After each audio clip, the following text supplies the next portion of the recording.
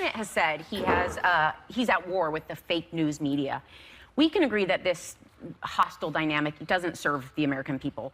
We've heard what he and the administration feel the media should be doing or what they're doing wrong. But what do you think is on the responsibility of the administration and people like yourself to help on your end to mend these fences? Yeah, I think going back, you look at every administration, you're always going to have a little bit of friction between the press corps and the White House.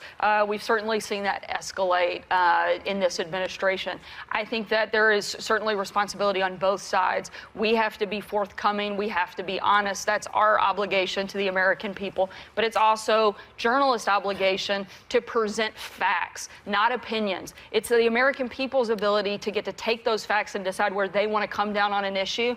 To me, a good news story is if all the facts are presented and you don't know which side the author of that story is on. Right. And I think we need to get back to a little bit less editorial comments from the media and a little bit more fact delivering to the American people. But my clarification here is that when he refers to the media, that's a massive group of people. Technically, we're media, there are journalists.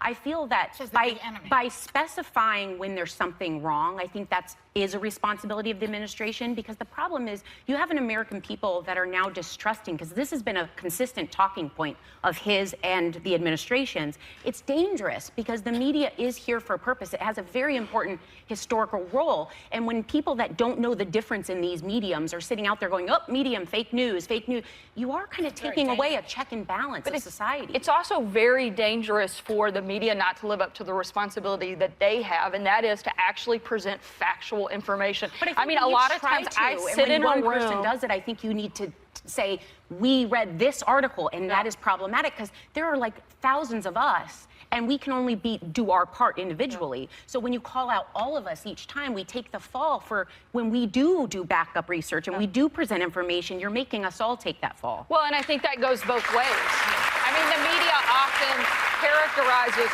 all Republicans, all conservatives, all Democrats. I think that happens certainly on both sides when you take those generalities, and that certainly, I think, is a give and take, not just from the administration, but also from the news media. Is the media supposed to not report on the fact that 95% of what he says is a lie? Well, that's... The problem with that, Joy, is that is you are doing exactly what we're talking about and pushing a false narrative. No, it's not. 95% of what the president says is not a lie. It's from PolitiFact, from Politico. It's not just the dreaded New York Times. It is other outlets that say it. 5% of his statements are true. 5%. That's just it. And I feel for you. I feel sorry for you that you have to go out and defend those lies every day. And that has been documented. And so as the face of really the administration, what do you say to the American people when you have a boss that engages in untruths? Well, I completely disagree with the fact that what you're saying is only 5% of that is true. I know that is simply not accurate, and I think that's one of the dangers that we have right now is we are pushing so many false narratives every day. We're creating false perceptions about the president and, frankly, inhibiting his ability to succeed. I think America should want him to succeed. He is the president whether they voted for him or not, and I think that we have to get behind Yes, we should be championing for his success, because his success is America's success, and that's what we should all want. But you also have to get somebody in the office who recognizes what the truth is. And that, I mean, because, and I will take you just to one point that we can all agree on. Where was President Obama born, and is he an American citizen?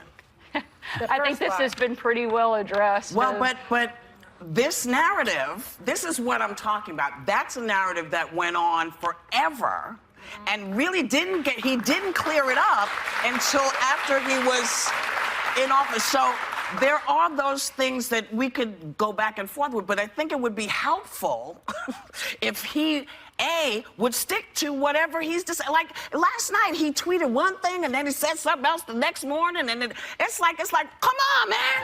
You know, it's a lie. It's a lie.